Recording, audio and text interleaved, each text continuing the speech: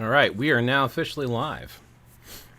So, today's chat and open discussion was basically going to be around the fact that basically all religions not only are made up, but that the trope that you constantly hear within the neo-New Age pagan revival community is that, oh, Christianity has pagan DNA. Well, my argument to that is not really. And if you want to try to say that it does based upon Christians adapting pagan practices, then you could flip that on its head and say that neo-pagan paths have Christian DNA. So I want to explore that in today's discussion. Excuse me. I might cough drop real quick.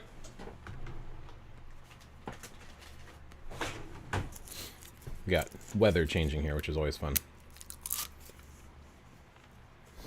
All right. So what do I mean? Well, to begin with, at the core of what religion and spirituality is humankind trying to find some sort of connection with something that is unknowable. Now, different cultures have different names for this. Sometimes they will call it God, the gods, goddess, the great spirit, great mother, great father, the force. It doesn't really matter what name that you use for it. For the purposes of this discussion, I'm going to use what my current preferred name for this is, which is the divinity. Divinity, I believe, is not something humans will ever understand, and we attempt to connect with and understand this. When we do this, people explored at some point or another, and here's the thing. Your own personal practice is your own personal practice. You learned your path from somewhere. Someone taught it to you. Your parents, society, research, but you were raised with a certain way to understand what it was to practice religion or spirituality, regardless of what it was. You associated certain practices with religion and spirituality. And this is everything from terms like prayer, or the term God, or what a religious book is, or a religious group organization, different type of subservience to a greater being, whether that be being on your knees or in a prayer, like in a seated position with your legs crossed. There are different ways of showing reverence to something that we as humans do. Bowing your head in the hand position that some people call prayer hand position. In Japan, they call it Kongo Gaisho. This type of stuff is associated with religious practice. Then you have different ways of honoring something, whether it's putting it on a pedestal or on an altar. Again, this is symbolic. There is symbolic of receiving gifts from the divine, whether that be through libations like consuming a drink or some form of edible. In the case of Catholicism, I believe they call it the Eucharist. I don't know. I can't remember. But receiving the body and blood of Christ is what they'll do in Christianity. But then you have modern neo-pagans who will do stuff like they will have an altar. They will have a different type of drink or beverage depending on the tradition. Some of them might use mead. Some of them might use wine. Some of them might use water.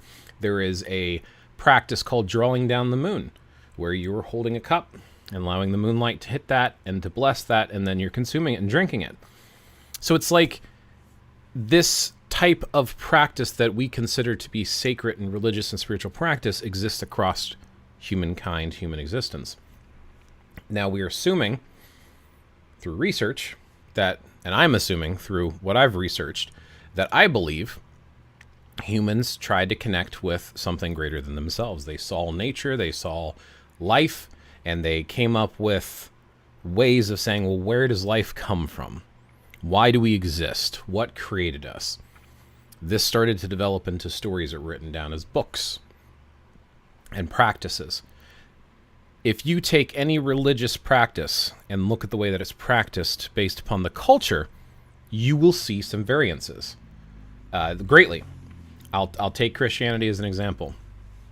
If you take Christianity and see how it's done in America, and you compare that to how it's done in Iceland or Japan or Korea, you are going to see great differences on how they practice it because there's a cultural influence.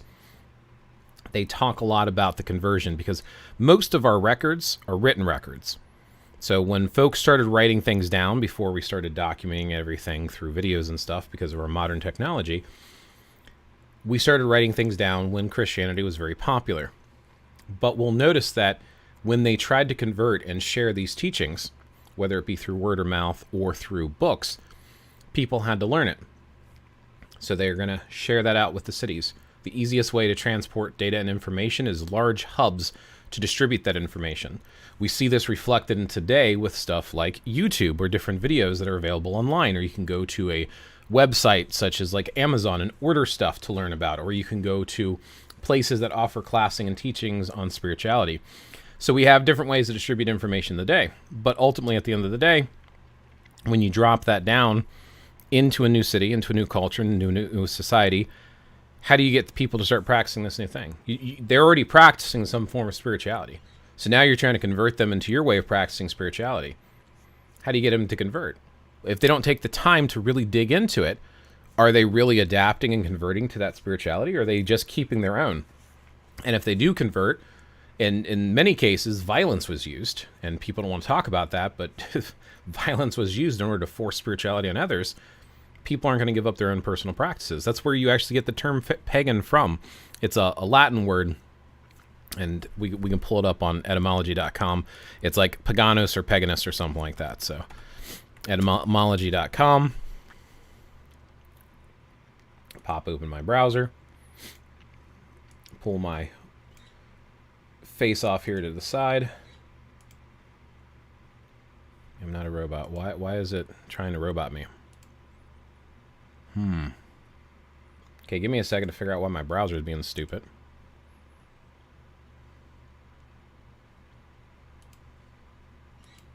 Oh, because I didn't put in the right website. That's why. Let me look for etymology, because it's trying to take me to a different website. It is etymology.com. Why wasn't that popping up for me? That's interesting. All right. I love etymology.com because looking at the source and root of words when you're exploring stuff like this, I think is important. But if you look up the word pagan on etymology, right? So it's from the 14th century. Now, with centuries, if you're not super familiar with centuries, usually the number is like the end of it. So the 14th century would be like the 1300s. And it's from the mid part.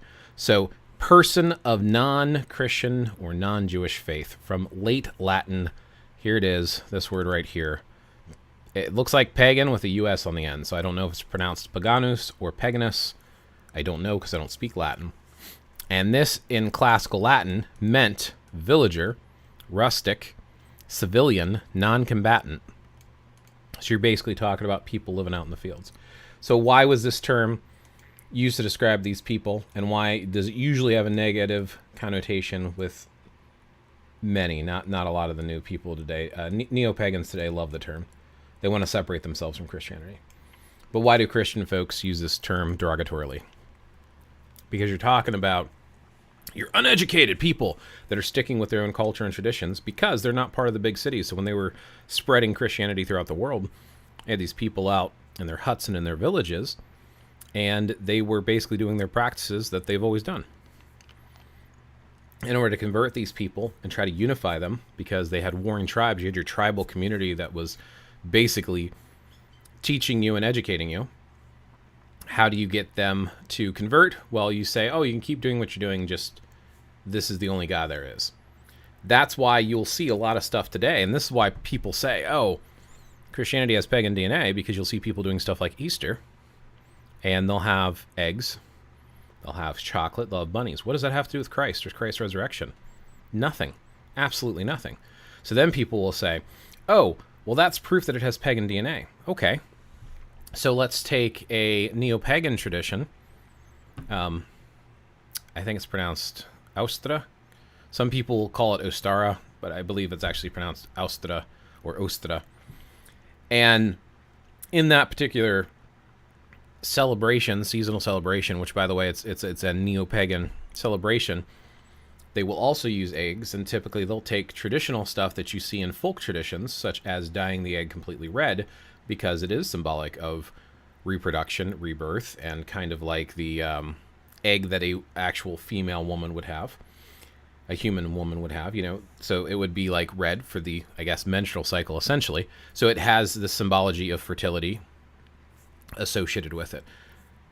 So doing those types of things, why do you think it kept alive? Why do you think we still have some of these traditions? What if we take stuff like Halloween with the pumpkins and stuff and the carving of pumpkins? That has nothing to do with Christianity. Actually, in fact, there's some groups of Christians that want to completely get rid of Halloween altogether because of it. But this comes to us from Ireland and Irish traditions. Well, in Ireland, they're mostly, not all, but they're mostly Catholic over there. But they still have this tradition because it was kept alive by the Christians. If you look at some of the, what people call Norse paganism, which is a made-up New Age term for people trying to reconstruct based upon the stories, you have all of these stories written down in the sagas and Eddas, and they were written down in Iceland by Christians. You have stories about some of the druids and stuff in the Irish traditions and the Welsh traditions, and they were written down by Christians. So what people are doing today in neo-paganism literally is stuff written down and practiced by Christians. That's my point of why Christianity, you can argue, has pagan DNA, but you can argue paganism has Christian DNA. Because what we do as far as worship and spirituality is human. These traditions belong to everyone. I get so irritated when I hear neo-pagans like, oh, the Christians stole our holiday. Every time Christmas or Easter or Halloween comes up, oh, the Christians did this, the Christians did that. The Christians kept it alive, people. They didn't take anything from us because it's cultural traditions. What people do for their cultural celebrations is their own celebration. If you look at how folks practice Yule in Iceland, if you look at how in China, they actually call it Dongzi, which is their winter solstice celebration. And you compare that to what the Americans do for Christmas, you're going to have very similar things. And you might say, oh, well, the tree comes from this Germanic tradition, all this. Yes, but they're doing it now, and they're doing it for their own purposes. I know I have a cough drop, but apparently I choked on part of the cough drop. Good times. That's piece there of taking it and showing that the Christians are doing it now and adapting it into the way they're doing it. It goes all the way back to when people were originally converting. That's why I've argued and said to people, if you're trying to reconstruct modern neo-paganism, the New Age stuff, then just look to cultural traditions of the tradition you're interested in. Now, in many cases, I advise going with where your ancestors are from. It doesn't have to be where your ancestors are from, but at least there's some closeness there. Now, you might be like me, where you're a mutt and you have parents from all over the place. But you might actually come from one country. Your family might have moved to the United States from one country, or you might live in one country, born and raised, your family's been there your entire life. Then you can start looking at some of the traditions that they do. So my wife is basically Polish, or Polish American. She is first generation American. Her parents were not born here. Her father immigrated from Poland. Her mother immigrated from Germany. And before they were in Germany, they were in Poland because they're a Polish family. Very Polish traditions. So when me and my wife got married, we had what's called a hand fasting. And my mother-in-law did this tradition that was a Polish tradition of having salt, wine, bread, and a coin. And they give this out when people have a wedding because they're trying to, like, each one of them was symbolic of something. Like salt was something about like the bitterness of life, and bread that you never go hungry, and wine that you never go thirsty, and a coin that you never go poor. I don't remember the exact ceremony behind it, but in Poland, they're basically Catholic. Like, again, there's always going to be exceptions. The majority of the country is considered Catholic. They still do traditions like that. If you look from a modern neo-pagan standpoint, you can see a lot of underlay there, like, hey, that's pretty close. Or if you take druidry, specifically saying druidry versus druidism, and I've gotten into this in separate conversations before, but druidry is a spirituality, is a spiritual path that can be associated with religion, but is not necessarily religion inherently. That's druidism. Druidism is a religion. And yes, there's a reason there's different people who coin the different terms. Ross Nichols with druidry, and Isaac Bonowitz with druidism. But anyway, talking specifically about druidry, Obod, Order of Bards, Ovates, and Druids, can trace back the teachings that they're sharing today. Most of them are Welsh traditions, and they came from a gentleman by the name of Iolo Morganlug. Now, Iolo Morganlug was roughly around 300 years ago, and we can look him up really quick, just to, again, give you some references here. So if we look up Iolo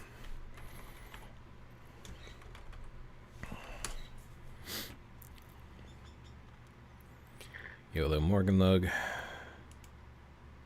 Here we go. He was born 1747. Let me get this page to actually open. I don't know why it's not opening. I'm seeing it in the search results. I'm trying to get it to load. Because you know me, I'm always big on sharing stuff. This is biography.wales. Here we go. Let me show my browser again. So this gentleman here who wrote the Bardos, he started getting into researching druidry. He created a group called the Ancient Druid Order, not to be confused with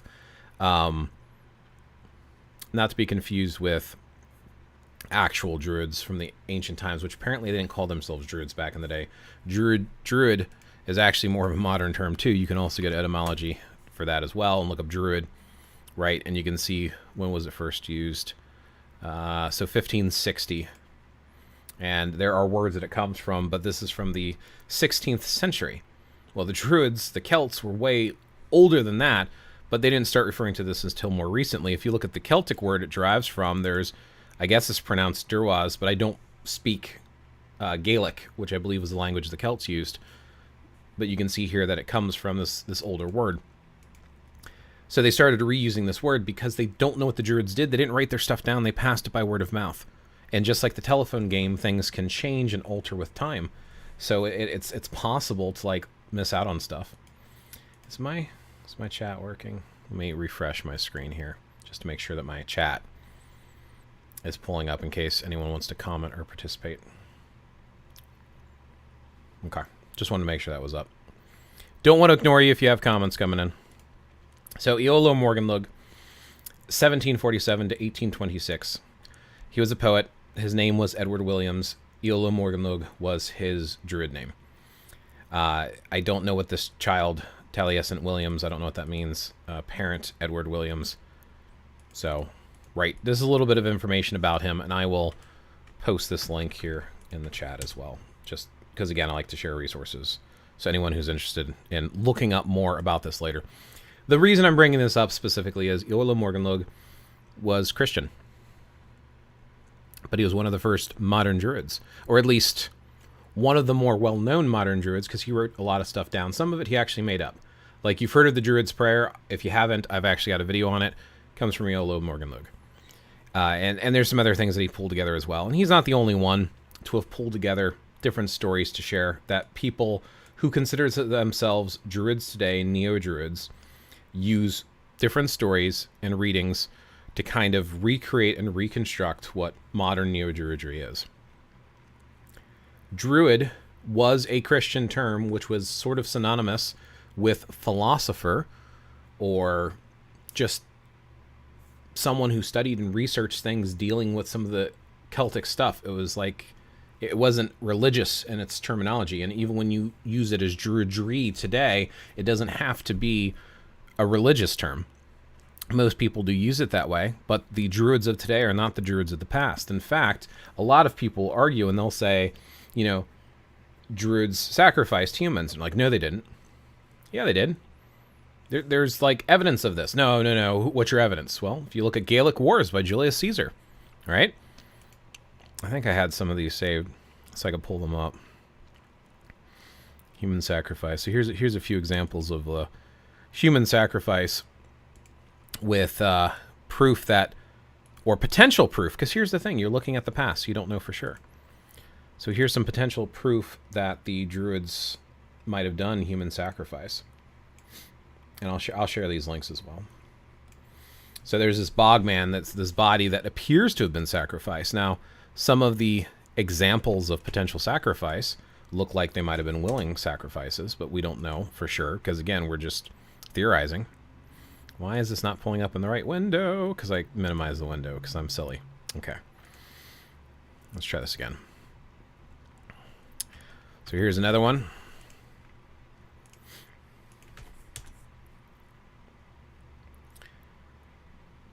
Were tree nymphs in ancient Greece? I'm actually not sure about that, Valerie. I would have to look that up. I've heard of the term dryads before, and usually I hear it associated with fantasy, but I don't know if it's related to Greece or not. Nymphs sound about right. Dryads, I think dryads, I want to say, were related to some of the Celtic traditions. But I would actually have to search for that online because I do not know. And I'm pulling it up in the wrong window again. Let me pull up a few of these really quick and then I can pop through them. So some of these ancient origin websites, there's a couple of them here, and I will definitely share all of them out with you. But the main thing, so here's even a YouTube video that talks about it as well. That's different about a verbal vacation. And it's called Druid Sacrifice. Druid Sacrifice was the Lindau man, a sacrifice to the gods.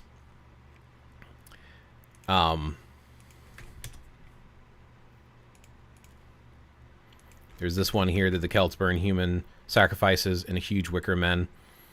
And there's some arguments over whether or not if you built a huge effigy out of wicker, if you could get human bodies in it and have it not collapse. So there's like debates over whether or not this was done. The Gaelic Wars here's another one that talks about some of the effigies that they might or may have not done.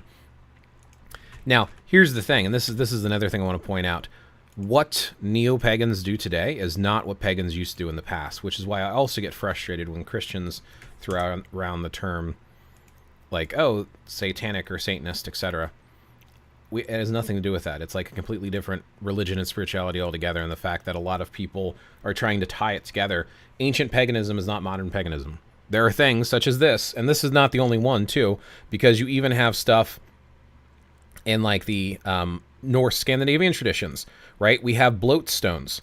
Bloat stones are these bowls, and here they are. So here's one in Herswick, where they're talking in Herswick, where they actually found this bowl, and there's blood in it, and it was used for sacrifice. Like, I don't know if it was human sacrifice or animal sacrifice. You'd have to double check that video. It's been a while since I've seen this one. Herswick has got some great information, by the way. And then there's also this one here about the Viking bloat bowls. So the point is, there's some references to stuff that we do not do today and is not acceptable by today's standards. So we need to make sure that they're different. Now I'm kind of curious here.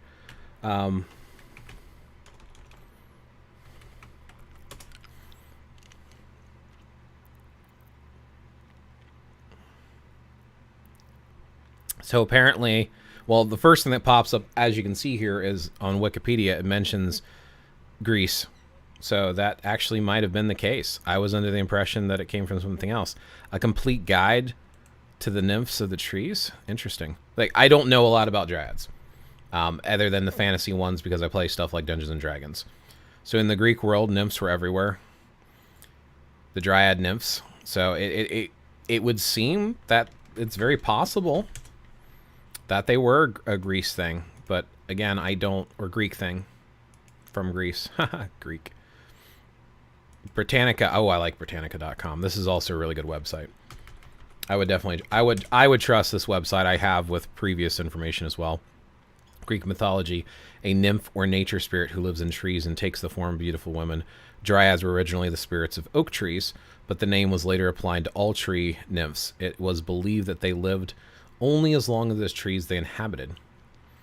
I heard about some of these traditions. I just did not know that they were from Greece. That's actually really cool. See, I learned something today, too, by you asking questions. But no, I wouldn't have been able to tell you that before. Great question, Valerie. And by the way, feel free to jump in, comment, share your thoughts, and direct some of the conversation, because if not, I'll prattle on. That's kind of what I do. part of this live is to be interactive. It's not just to listen to me talk about stuff. Yes, I'm trying to accomplish a goal and share a message that I personally feel. It's my own interpretation, my personal view on things, but doesn't have to be the center of the conversation. So if you have questions, feel free to jump in, or if you have additional questions, I'll let you know. If I don't have an answer to it, I don't have an answer to it. I don't know everything, and that's the other thing. This is why I'm pulling up these websites. This is why I'm pulling up sources and I'm sharing them, whether they be through any number of books that I have, which I will do a library walkthrough at some point. These are the ones that I have closest to me. This is a survival book, not really anything to do with spirituality, but these are the only books I have close at hand. I still need to put them on my shelf. There were some recent purchases. But if I have book titles and I have things for you to research and look through and read, I will share them. Because we're learning them from somewhere. If it's my own theory, I'll let you know. If it's something I remember hearing back from the 90s, I'll let you know that too. I don't see the point in trying to lord information over people or act like you're the only one that knows it. And if you're not willing to share your sources, then how do you know those sources are good? So many people attack each other as people instead of attacking the argument or the theology. And that's what I think we should really have a discussion around. Attack the theology. If someone's saying something, ask them why. Then look at that source and ask yourself, what makes this person so knowledgeable? So we're looking at this thing here with Viking blot, right? A blot is like, it means sacrifice, is like the way it translates in English. But you can look at this website here and determine for yourself, is this legit? Who is the person who printed this website? Where are their credentials and where do they get their sources from? Following this path and digging out through the history to determine whether or not you want to believe something is more important than just repeating and regurgitating nonsense. And that's the thing that I get most angry and frustrated about. I've been listening so far. I don't want to stray the initial message. Well, I appreciate that, G, and it's great to see you. Dryad is just the Roman transliteration. Druids is the Greek word, and I'm probably butchering that because I do not speak Greek. But don't know the history of druidry. Just thought that was interesting. Yeah. And everything that I'm telling you, by the way, you can look up and research. When I tell you that it came from Eolo Morganlug, and I have several videos on this, you can look him up. You can look up the website. I'm a member of the Order of Bards, Ovates, and Druids. I'm doing the distant program. I've had their materials for about 13 to 14 years. I've never finished it because I jump around too much in my studies. Over here on my wall, I have got a huge packet. So I've just done the Bardic grade. There's 3 grades, Bard, Ovate, and Druid. I've only done the Bardic grade and I've not finished it. And they give you 1 lesson a week for a year. You heard me right. 1 lesson a week for an entire year. So 48 lessons. And they're awesome. They call them Guersi or Guersu, which means a lesson. I think it roughly is Welsh for a ray of light, because it's a Welsh tradition, because it comes from Eolug and Morganlug. And like I said originally, Druid it just meant philosopher, basically. Now it's become to mean a polytheistic practitioner today. That wasn't the original meaning. In fact, did you know that Queen Elizabeth was a Druid?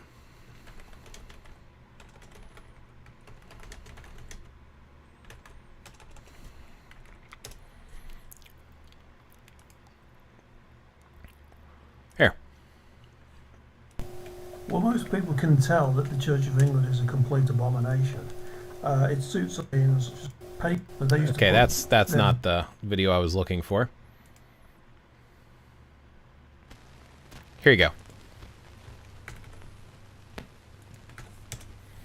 So what you got going on here is this is one of the Druid's orders. It's a Welsh Druid order, and she was made an honorary Druid.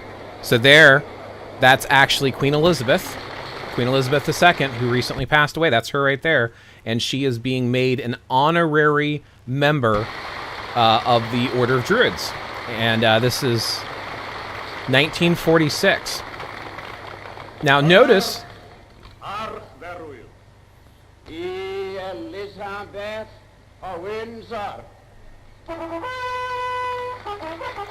Now, she was later kicked out of the order because she didn't learn Welsh and you were required to learn it. Now, she never became a pagan, but she joined the order because she was a princess of the people, and she wanted to acknowledge all of her people. This is from the 40s. And I don't know if these druids are pagan druids or if they're Christian druids. But again, look at the robes they're wearing. Look at the white they're wearing. Compare that to some of the other modern Christian practices. I don't know. I think it's very interesting that you find a lot of similar practices in both paganism and druidry. But anyway, the reason I was bringing that up is this book here is associated with the bards, ovates, and druids. Ross Nichols is the person who sort of started the druidry movement. Here's the thing. Ross Nichols, he was the teacher and mentor of Philip Cargam, who was the last chief of Obad before he stepped down. And I can't remember her name. She's Irish, and she's pretty cool. We have a new chief druid. Chief, not arch druid, because druidry is not a personality cult. It's about an individual spiritual experience that you can add to whatever you want. I have up to Guers 32. There was a billing issue, and I haven't picked it back up. It's good stuff, though. It's pretty interesting. It's also interesting that both the druids and the Vikings... I'm sorry. Vikings were the people on the boats, but like people who they call the Vikings, the Norse people, the Scandinavian people, both did ceremonies in groves of trees. It was sacred to both of them. Dublin is a Viking settlement. And there's other settlements in Ireland. The Vikings raided Ireland a lot, and they settled Ireland a lot. In fact, it is believed, as far as I know, a lot of the red hair in some of the Viking folks came from Ireland. I think a lot of them had brown hair. And there was, depending if you go over towards Sweden and Russia, then you start getting blonde-haired. Hey, Pagan Coffee Talk. Good to see you again. Our elder used to say, and we are not sure how true it is, that Queen Elizabeth wore gloves because she had a tattoo on her hand that gave her the ability to bless the troops by waving her hands. Oh, I'd actually not heard that. I would actually like to research that further and find out more information about that. Thank you for bringing that up. That's awesome. The tattoo is supposed to be a druid or pagan symbol. I have a so technically this is my hand tattoo. This one goes back a little bit further than the druids. It's pre-Celtic. It was proto-Celtic, I guess you could technically say. There is a, let's see, Ireland.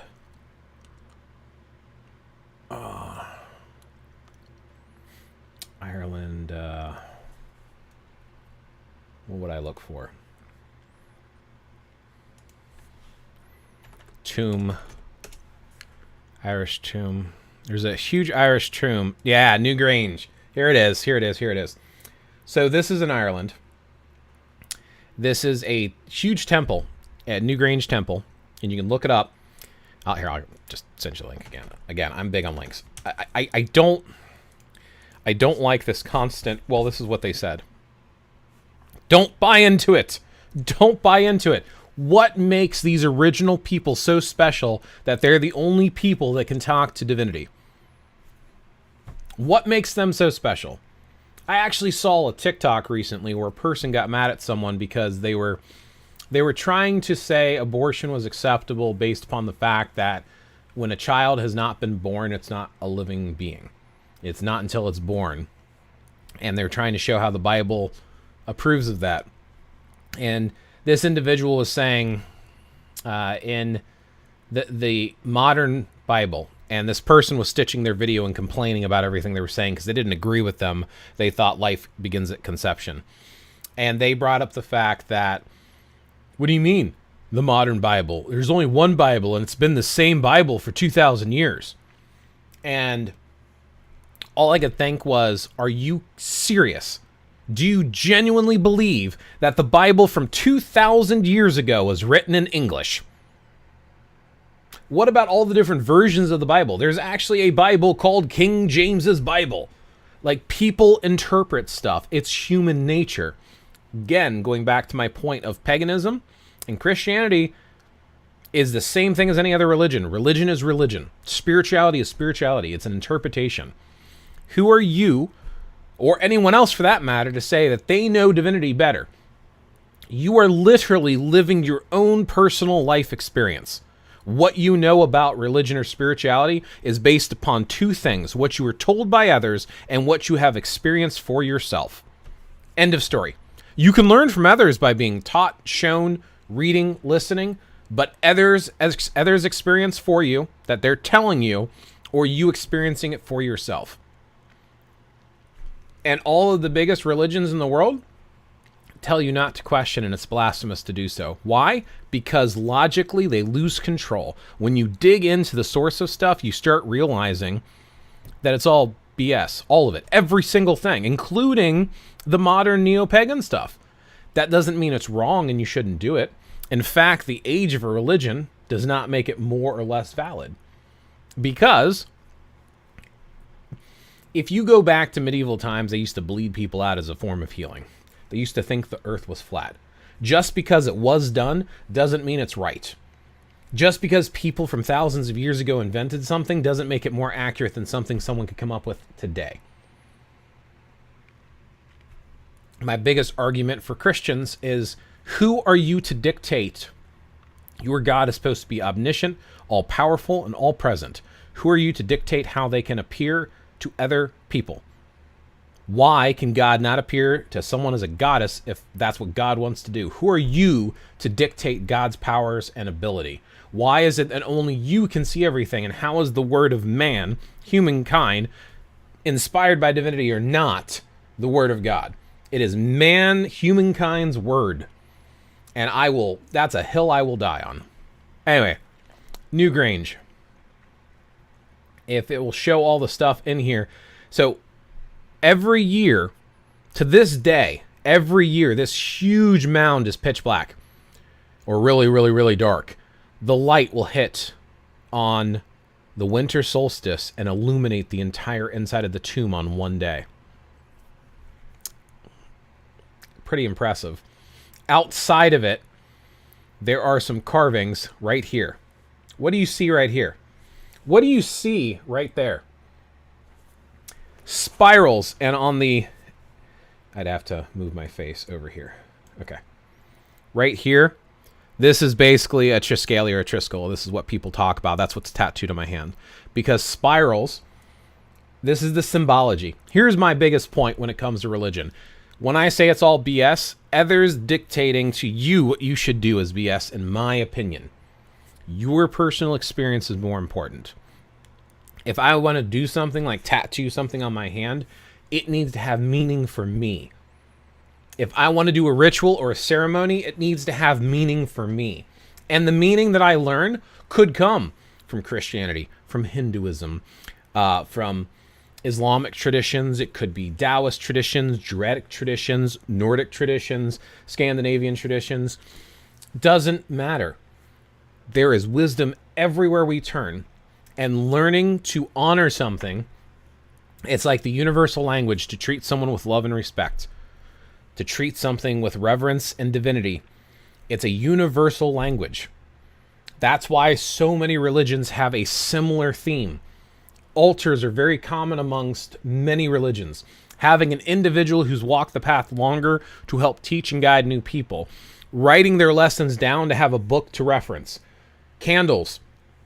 All of this stuff is very common in most of the religions out there. And there's more than that. But there's a reason for it. So when you're adapting it and you're finding your own flair, you need to personalize it. UPG is important. Just don't dictate your own UPG to others. What I'm trying to do is I'm trying to give you my opinion, give you resources and references so you can make up your own mind. I don't know how good of a job I'm doing, but that's what I'm attempting to do. 1611? What's 1611? I'm so tired of the same things, which is why I've struggled to stay in any spiritual pagan group. Same. I've actually wanted to start my own pagan group. I used to actually be in charge of one. 2 different groups, they fell apart. They were local groups because I want to meet in person. I think there's something personal about a face-to-face experience. I've put together a Discord where I'd like to try to communicate. I've put together a group on, what is our group, G?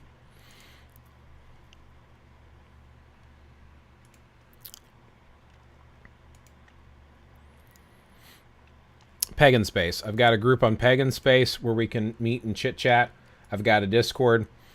I'm trying to find a local group on other websites as well. The problem I'm finding is people get so caught up in I'm right and you're not. It's not about who's right. It's about who has sources, who doesn't have sources, and then does it feel right when you practice that or does it not? End of story. End of story. There's no right or wrong. It's spirituality. It's all blind faith. We don't know. It's guesswork. All of it's guesswork. Unless, again, you're sharing stories. 1611 equals the King James's Bible. Ah, I did not know that. Thank you for letting me know. I cannot trust anyone who says not to question. Right. Same. Why can you not understand or comprehend? Is it because you are trying to get sheep to blindly follow, lemmings to walk off that cliff with you? Check out my video. I call it the mountain theory. And it's actually, I'm trying to lean into that a little bit more. I've always theorized that spirituality is like a mountain. So divinity is the sky. We're never going to be able to touch the sky. But as humans, we think we can. So we climb up that mountain. We make our way up. That's religion. That's path. In some cases, people have cut the path before us and cut a nice clean road, maybe even paved it, so it's easy. You just have to put in the legwork to go up the path somebody else created for you. And you walk it with other people if you want to. And the goal of every single path, regardless of the side of the mountain they're coming up, is to reach divinity, whatever they call it. And as they get closer to the top, the more they realize all the paths start to converge and they start to come very close together. And if you take the time to turn around and look below you, you realize everyone's pretty much in a very similar spot. Everyone's trying to walk. Everyone's trying to cut a path. Some people take their own path up the mountain. That's forging your own personal path. You might even find a shortcut. Or you can walk other people's paths for a while and then divert to your own and come back. Maybe two paths are parallel or come close to each other. But the thing is, not only are you never going to reach the top of that mountain, but you're never going to touch the sky, no matter how close you get to it. What changes when you walk that path is your perspective on it. Your perspective of the world around you, the perspective of those walking beside you, and the perspective of the fact that that unknowable is still unknowable. You're just looking at it from a different perspective. That, to me, is the essence of what religion and spirituality is for humankind, the mountain.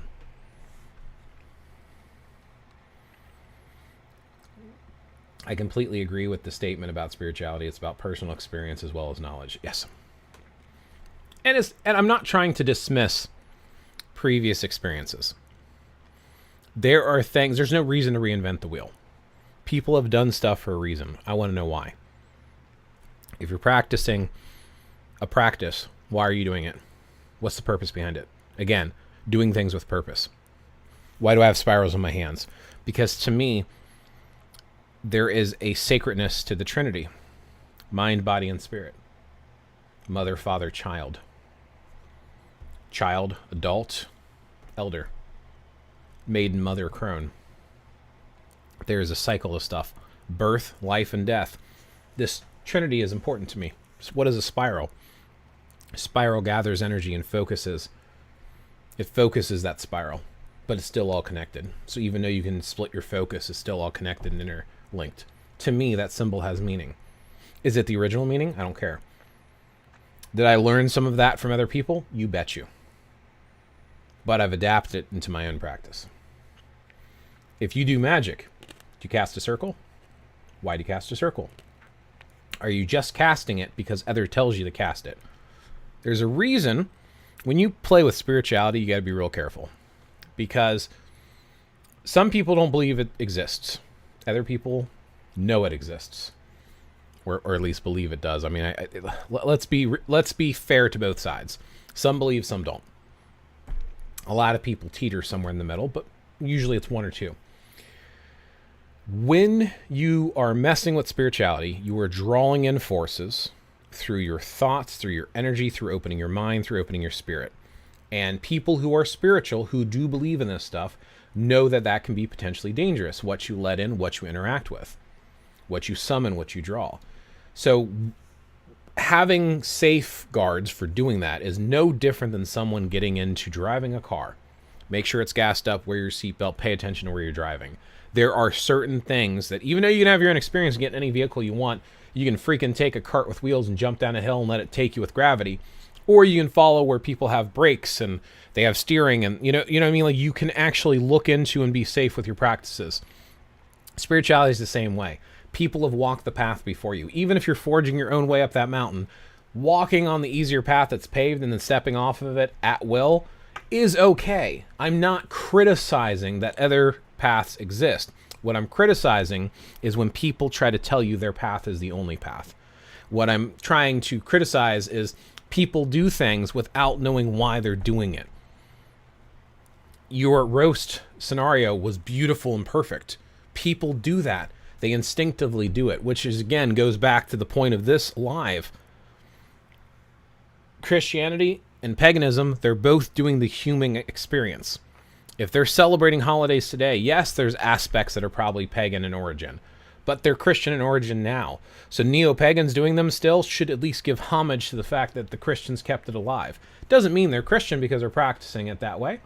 It's just, I've met pagans who want to do the Christian holidays because they're cultural holidays. They belong to the human experience. The reason I brought up casting circles is I was actually digging into it, and I know I did it in a different live, but I was talking about the fact that when people cast circles, apparently there's an old Sumerian tablet.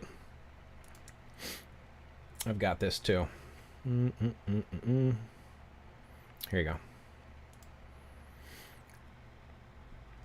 So there's this Babylonian religious text. So this is a tablet that they hand-drawn based upon looking at the picture. And I'll get back to your questions in a second, comments. Thank you for participating in the live. I don't want to keep you all waiting, but I don't read whatever language this is in, so I need translations. So there is this Babylonian translation here, right? Band 9, Assyrian and Babylonian Scholar Text Catalog. So I showed you the physical drawings of the tablet. This is their translations for it.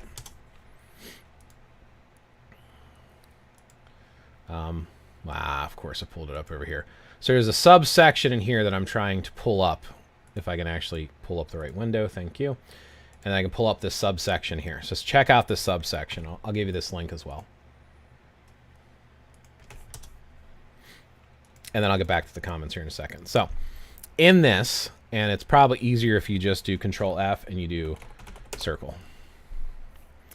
So you have this hand washing ritual, and it says here, Zissuru, and I might be mispronouncing this, magic circle of flour. So supposedly, according to the interwebs, and I'll give you one that kind of spells it out. Because again, I found this site originally, and I found this site off of Wikipedia, and then I wanted to dig into it further because it's Wikipedia. And then I'm like, where does this come from? So they mention this Zissuru again. And they say it derives from Sumerian. It was a defensive measure drawn on the ground around clay figures using flour as part of a Babylonian ritual to thwart evil spirits. This circle was also drawn around a sick person's bed to protect them against ghosts, demons, or curses. The choice of flour was crucial to the purpose of the ritual. Some types of wheat could repel ghosts, other types were for ritually invoking personal gods, and barley flour was used to encircle beds of the sick to counter disease-carrying demons. Now, supposedly, these are this tablets that were physically drawn. I wanted to physically see the tablet, so I wanted to look that up. And yes, that was off of Wikipedia on that reference there. And then this is another picture as well. My point is this. I wanted to know where circles came from. This is the oldest reference that I can find to it, back to the Babylonian Sumerian age. Just because it's old doesn't mean anything, but this shows back in the paganistic, polytheistic days, or whatever you want to call it, even probably before what we would consider paganism, people were casting circles as a means of protection. But then, what is protective about the circle? It has no beginning and no end. It's infinite. If you consider above and below, It makes an orb. It surrounds you in a ball, a complete protective shell, a barrier, something to separate you from whatever's out there. Your intent and your worldview, it's protected. It's encased, right? What else? There's certain things that you can use. You can use salt. You can use flour. Why do you use the flowers? Because of their associations with stuff. Having purpose behind it. People cast circles. You see this in witchcraft and Wicca all the time.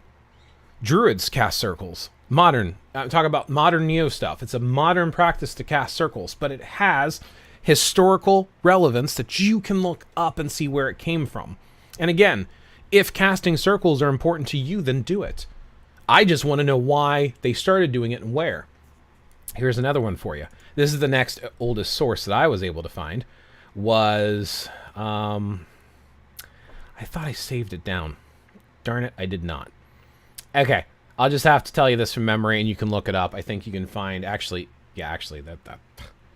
can just get a Wikipedia, but I found the actual book and I thought I saved it. I didn't save it in my quick links to pull up today. Wikipedia, magic circles. Okay. So yes, I know not everyone's a fan of Wiki, but again, dig into it further. So over here it talks about a lot of the stuff, and it says here in Sumer, the Sumerians called the practice of using ritual circles Zisuru, and it had the citation. It says it's needed, so I looked it up myself, found it somewhere else. Down here, in Judaism. Now we're getting into Christianity again. Now, okay, I'm sorry. Calling the Jewish tradition Christian is not fair. We get into some of the modern Judeo-Christian type stuff. Examples of Jewish customs showing the use of the magic circle can be found in the birth protection rituals of Alcaeus of the surrounding area as early as 1560. A text by Rabbi... I looked up the book and I was actually able to find it. This is actually written down in his birthing book. You can actually buy it on Amazon. But basically there is a custom of drawing a circle around the birthing woman to protect her from Lilith and demons. This is very similar to what we saw on that Sumerian tablet, if we can trust the translation.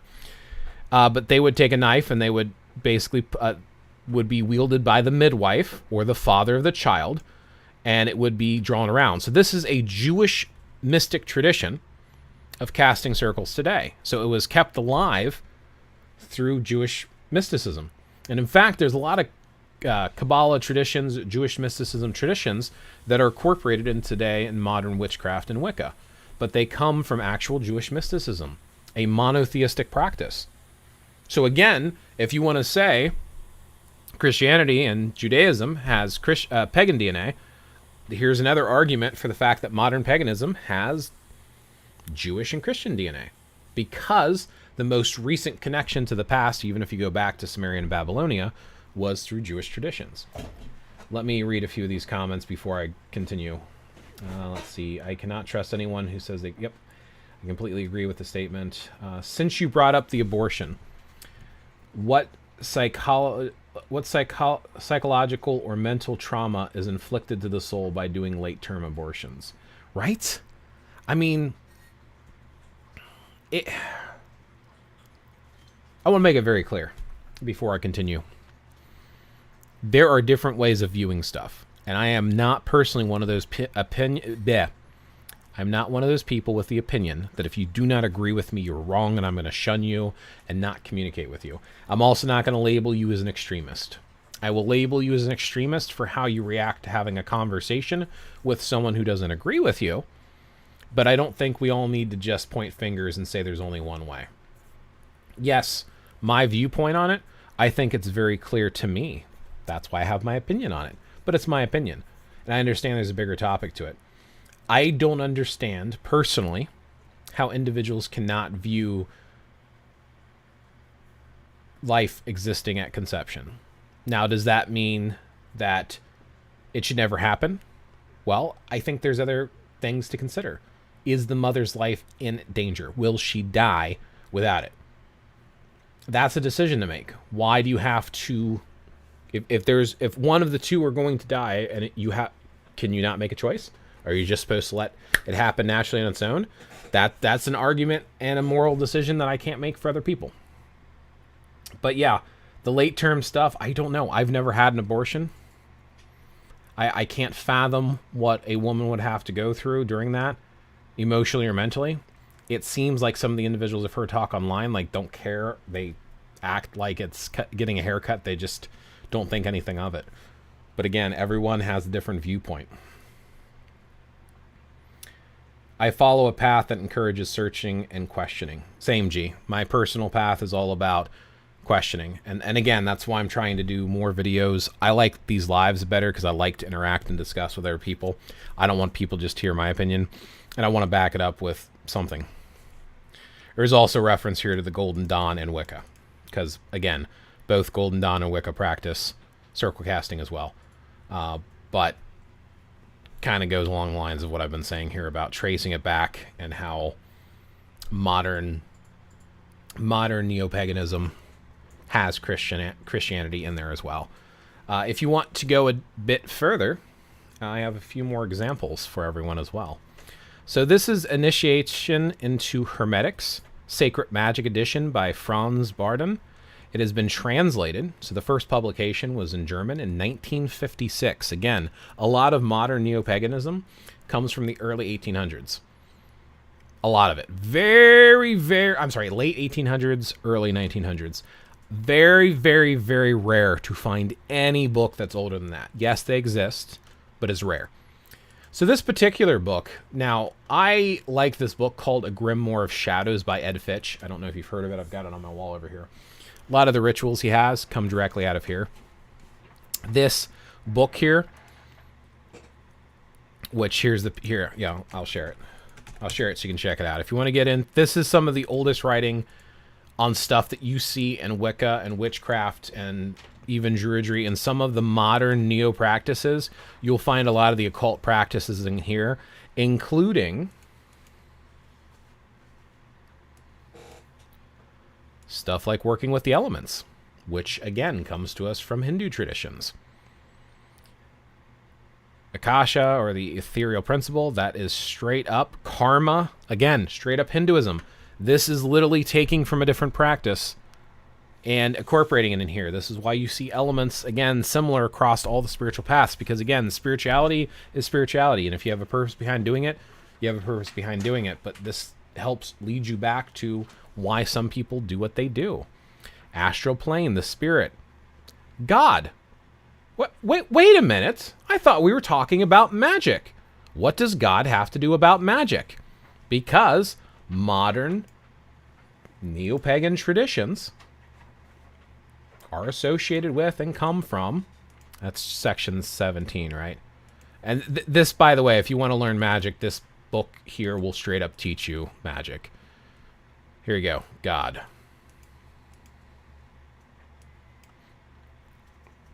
Since the remotest times, mankind has always believed in something beyond human understanding, something transcendental that is idolized no matter whether there are questions of personified or unpersonified concepts of God. Any man was unable to understand or to comprehend was imputed to the powers above, such as initiative, virtue, admitted them. In this way, all the deities of mankind, good and evil ones, demons, have been born. As time went on, gods, angels. So the point is that I'm bringing up with this, even in the earliest starts of magic in the modern era, from the 1800s, it's closely entwined with the modern concept of religion, which is looking at God. Now, the interesting thing is when you take stuff like, let's take the Freemasons. I've spoken with some people and done some research in the Freemasons. Apparently, they believe in a higher power, which they call the Great Architect. Not God, just the Great Architect. But it could be God. Could be something else too. We don't know. This concept of this divine super being, people will say God, and usually in polytheism, it's like God is related to a male. And in a patriarchal society, individuals usually think of a male being in charge of everything. But if you go back far enough, Ashara,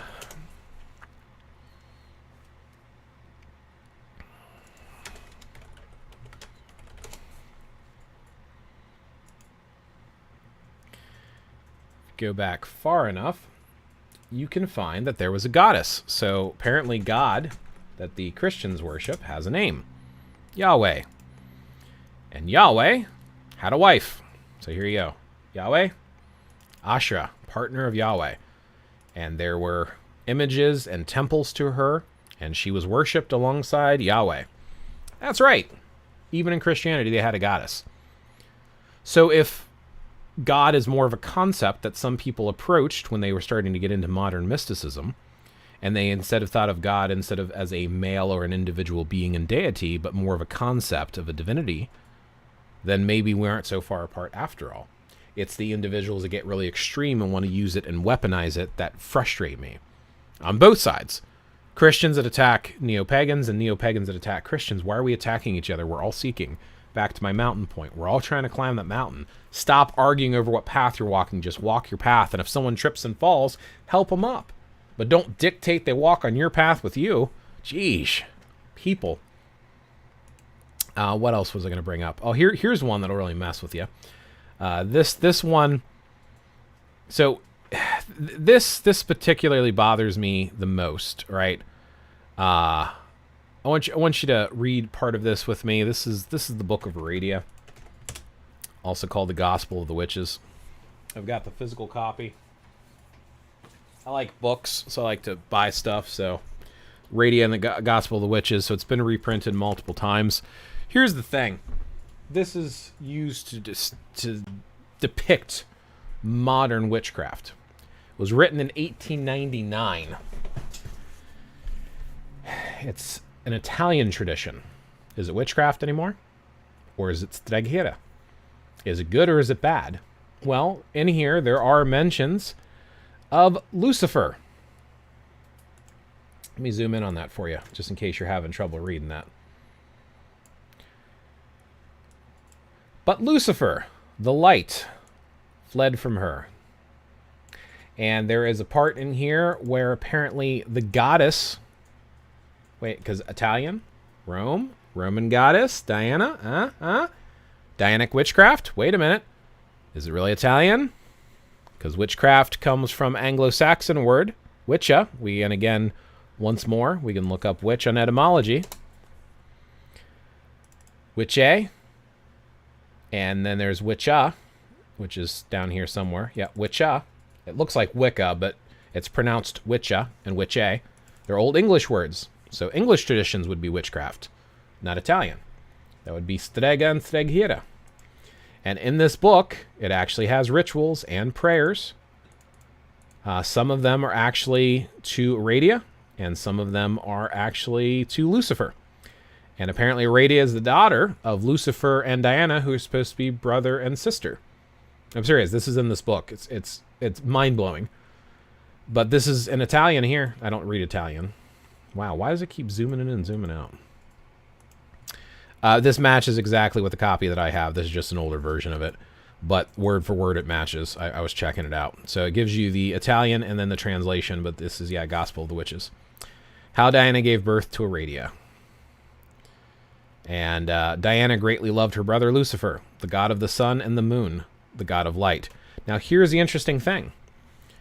A Christian might see this Lucifer. Oh, I got part of it covered up. I'm sorry. A Christian might see this and they might think of Lucifer like their religion, Lucifer.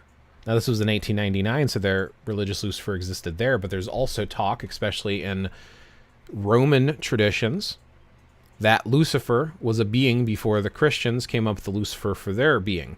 So this Lucifer is a god, a sun god, a god of light, and it predates the Christian version of the angel Lucifer. But there's still mention here, and for someone who's uninitiated and does not understand the difference, might see this and assume, oh, well, they're talking about the devil. This is why witches are associated with the devil. Potentially. But then again, is this really witchcraft? Or is it streghera? Like, where's that line? I've actually asked people before. But this book will have some magical stuff in it as well. But the reason I'm bringing this up specifically is, again, late 1800s, early 1900s, and there are mentions of different types of magic and deities, and there are some similarities that you can see, culturally speaking, between different types of beings. Another one, which is much older, is called The Magus, Volume 1 from 1801 by Francis Barrett. Now, this one's older than the Book of Aradia. I'll share this one with you as well. And I think I saved this on the right page that I wanted to bring up for this. I might have flipped through the pages, and I think it saves your last spot. This is the 4-element part. So this is like some of the elemental stuff that people do. This is not what I wanted to find. There is a section in here. So this one is a pretty in-depth book on magic from the early 1800s, but there is straight up a prayer to God in here. There we go. So this is a book on magic. It talks about the elements just like people do today with some of the modern practices. And what do you have here? A prayer of ordination to God. Almighty and most merciful God, we thy servants approach with fear and trembling before thee, and in all humility do most heartily beseech thee to pardon our manifold and blind transgressions by... It is literally a Christian prayer to God in a book about magic that teaches you how to work with the elements by someone who referred to themselves as the Magus. It is a translation. It was originally published in 1801. And it's talking about natural magic in here, of natural magic in general. Actually, here, let me go to the contents here in the very beginning, right? So this is like apparently Francis Barrett here. I think the original version might have been in French. So again, is it witchcraft? Is it not witchcraft? Look at some of the stuff that he introduces in this. So, of the influences of the stars, the use and abuse of astrology, of natural magic in general, the first principles of natural magic. Then there's different chapters, right? Natural magic defined of man, his creation, divine image, and fall. Of wonders of natural magic displayed in a variety of sympathetic and occult operations in animals, minerals, vegetables, and treated of miscellaneously. Of the serpent, amulets, charms, and enchantments. Filters and potions, virtues, suspensions, all of this stuff here.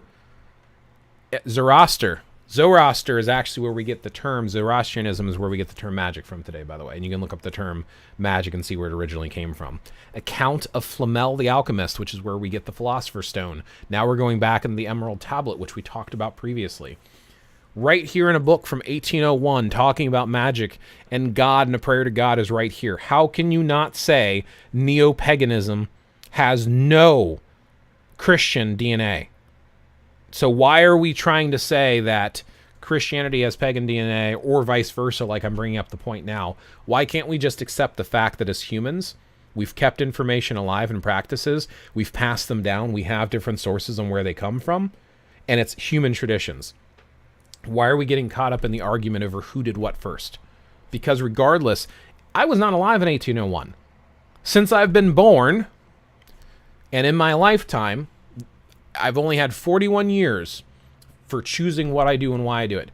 Doesn't matter who before me did what first, in my opinion. What matters is, why are we doing it now? Does it make sense now? Do we trust the source that it's coming from? But yeah, this to me is eye-opening to see stuff like this. I think, did I share that link? I think I shared that link already, right? What if I click that link again? I want to make sure. Yeah, okay. Yeah, that was the last one I shared. That was the Magus by Francis Barrett. There's a couple other here too. There's this one it's called The Book of Soga by John Dee. John Dee apparently was a magician in one of the courts of one of the queens of England. And this was a reprinting of his works by Jane Coopin. This was printed in 2014. But apparently the book is supposed to be much older than that. So this one is, again, one of those magical books that's worth checking out. And you can see up here it says copyright of 2014.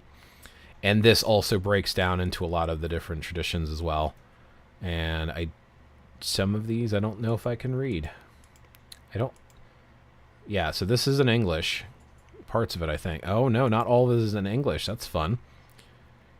Here begins the book. And again, they were from God and from the celestial parts. So again, we're talking about a book on magic and references to God because Christianity kept what modern practices are alive. Now, we can go to other stuff. We can go to some of the Nordic stuff. Just like it doesn't matter about the pagan DNA, Christian DNA, people should not have a chip on their shoulder about the burning times. Right? The burning times are over and done with. And yes, it was a tragedy. Yes, it should not be forgotten. But they burned both Christians and pagans. Like, it was clear, very clear in my opinion, that in America, when they did those burning times in Salem, Massachusetts, most of the time it was land grabs. There's even some theories that weevils or other types of bugs were involved in the wheat, and they were hallucinating and believing they saw things that weren't true, and people were burned by mistake, or they were just trying to steal land and property. I agree with you there, Pagan Coffee Talk. This G will appreciate this. So one of the things that I've noticed, like, if you've ever seen the Key of Solomon, which there's books out there too with the Key of Solomon, and I could send those as well. There is a very particular group of symbols that are like sigils with line work. The Key of Solomon, now I have the Lesser Key of Solomon here. I'll actually bring up the Lesser Key while this is loading, because I'm going to show you a comparison between these two. So here's the Lesser Key of Solomon. I just want to point something out here with the Key of Solomon. So look at these symbols, right? This is 100% a Christian book on mysticism. Here's the problem. In this Key of Solomon, and there's a point in here where it actually shows some of the sigils, and I want to show the sigils. I don't recommend messing with this book, because apparently these sigils, Solomon apparently trapped demons within these sigils, and by using these you can invoke these demons and use their power. Dead serious, but this is a Christian book by Christians for using Christian magic. Pretty messed up that they're summoning demons. Yeah, look at some of these sigils here. The reason I call G out specifically is I know G gets into some of the Norse and Scandinavian stuff. Now, I don't remember when the Key of Solomon was originally printed. It says they believe it's from the 14th century. So we're talking 1300s. I want you to keep that in mind, 1300s.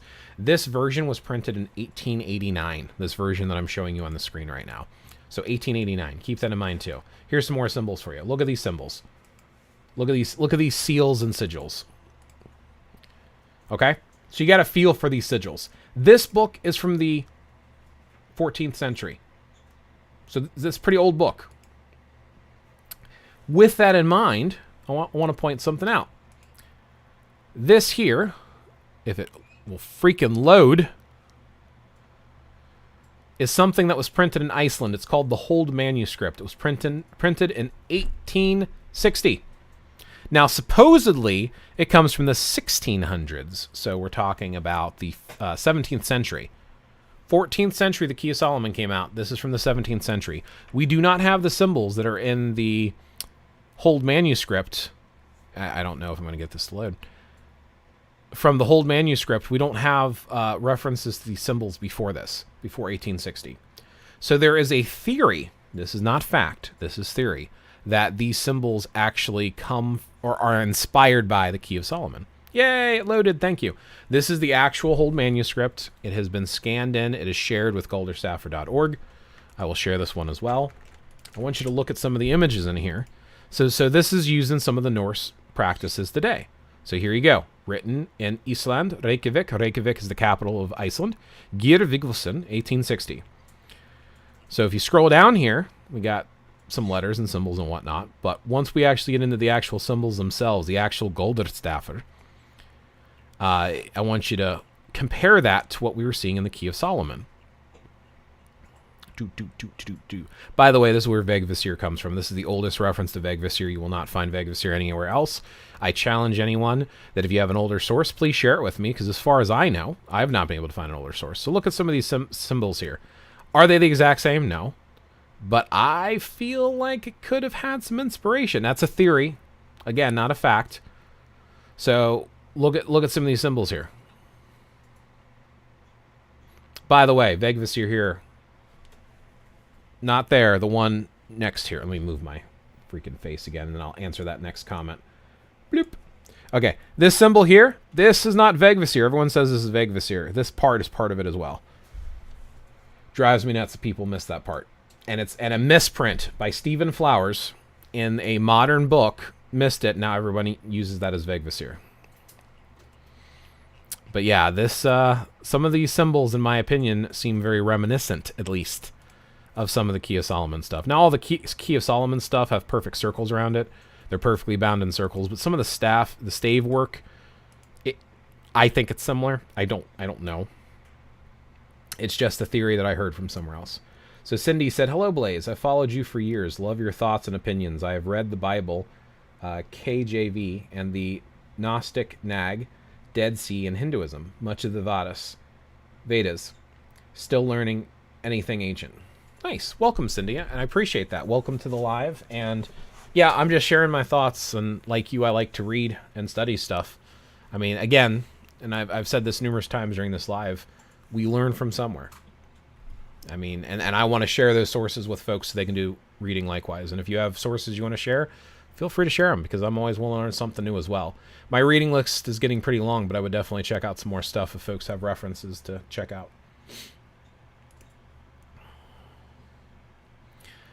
Oh yeah, and then the last couple things that I saved was etymology behind words, because a lot of people get stuck in this, that, or whatever else. Like, well, I'm this or I'm that. People get so focused on trying to name themselves something and wanting to relate with something.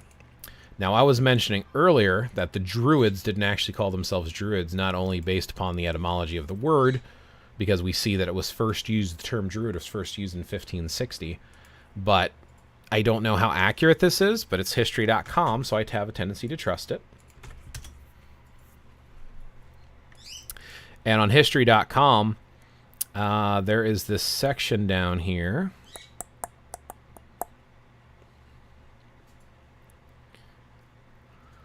Which one was I? Celtic, British Isle. I knew the Celts were... Druids passed down histories and laws through oral tradition. I knew that. Was that really why I saved this one? I don't remember if that's why I saved this one or not. Celtic complex society. Celtic were described as barbaric warriors. The Celts, the largest. Huh. I thought there was a section in here that it was specifically talking about the use of the words.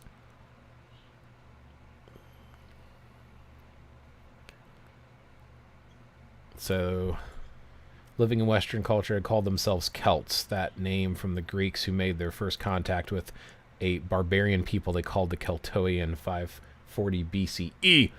On the southern coast of France, the ancient Celts were never a single kingdom or an empire, but a collection of hundreds of tribal chiefdoms with a shared culture and distinct language. I knew that.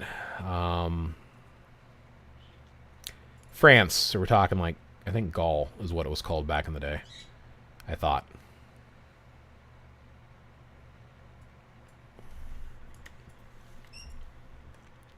Centuries later, the empire...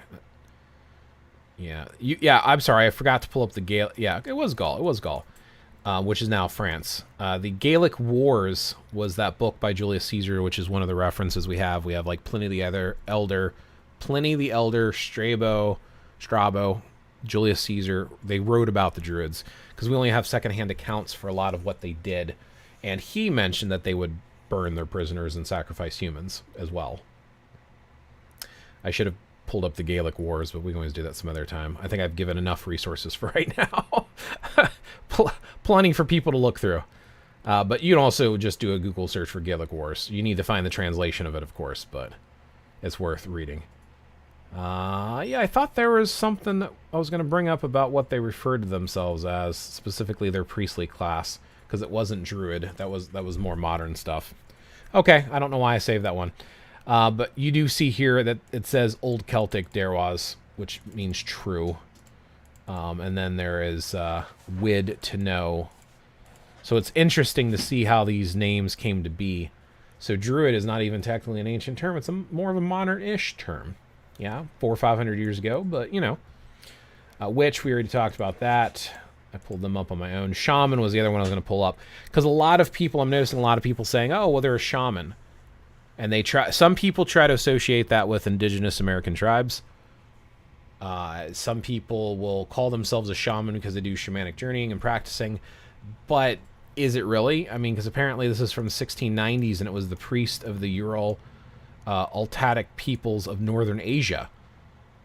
So if this referred to a specific area, but now everyone uses the term shaman, I feel like the term shaman and the term witch have become to mean nothing.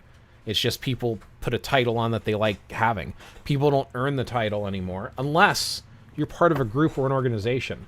See, there are actual groups that give you titles because you've earned your way up through their spiritual group. That makes sense to me, and that's commendable. Like, some people will, you know, have you earn degrees. Like, for example, Wicca. There's a lot of structured Wicca today. And people give Wicca crap sometimes. I know I've given them crap sometimes too myself because they borrow so much without saying where it comes from. But some of the organized Wiccan covens will have like 3 degrees of initiation, and they will teach you stuff, and they'll have a written structured plan. So it's not just randomness, it has a structured plan of learning. I can respect and commend that, especially someone who dedicates themselves to that, because just like anything else, if you are into it and involved and do the work, it makes sense. To me at least, but what do I know? I'm just a wanderer here on my own path, trying to get others thinking. And getting resources as well as giving resources. But that's most of the stuff that I wanted to go over today. And cover, like I said, this is why I'm feeling like there's no point in arguing or getting all piffy about what came first, the chicken or the egg. Huh. Pagans and Christians, Christians and pagans. And it's not just Christianity and paganism. I mean, there's many different types of religions out there. I genuinely feel all religions are the exact same. Not in the way they're practiced. Just all religions are the same, like all cultures are the same. At the root of it, they belong to the people. It's an interpretation. People will adapt to it as needed. There's not one that's right versus another. And at the end of the day, when it comes to religion and spirituality, none of us really know.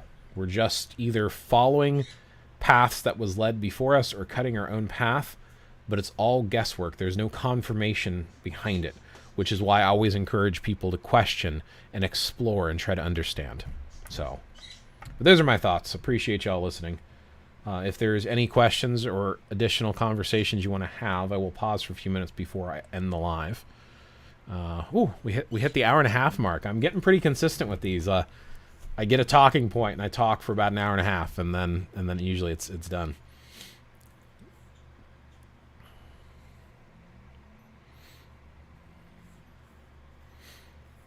Any final thoughts or questions? Going once, going twice. Sold for the end of the live. That's a joke. It's funny, you're allowed to laugh. Okay. On that note, thank you all for hanging out. Always appreciate the support. Likes, thumbs up, comments, whatever. As with all of my lives, they will go on to my YouTube channel, so you can click the live section. I am going to get back into making videos again. I'm trying to reevaluate how I do those. It was fun to listen. Thank you. Absolutely. Like I said, I enjoy these lives because I like the feedback. I actually, for a while there, I was doing a lot of videos, but I have a tendency to ramble. So having a live where I can ramble for an hour is a little bit easier than trying to convince people to watch it afterwards. Like, I know most people are not going to sit through an hour and a half of me rambling. But those of you who jump in for a live seem to enjoy it, so that works. With the videos, I'm trying to keep them closer to like 10 or 15 minutes. My wife runs a very successful YouTube channel about dogs, and she brought up the fact that she's noticed that people are suggesting not to have an intro. Like, I have an intro in every one of my videos. Maybe I should get straight to the point. Just like, people are there, they want to click it and go. I think that's why TikTok's so popular. You swipe, you have 3 minutes to catch, or you have a few seconds to catch someone's attention, or they're going to swipe. So if I approach my future videos that way, we'll see how they do. Like I said, at the end of the day, my goal here is to share resources and to possibly collect some of my own. So, but if anyone wants to join in conversations or chats, as mentioned, you can jump in my Discord. If you're on Pagan Space or whatnot, feel free. And if not, no worries. I will catch on here sometime. I also have a community tab too you can interact with as well. So everyone have a great day, and I guess I will catch you in the next one. I will try to aim.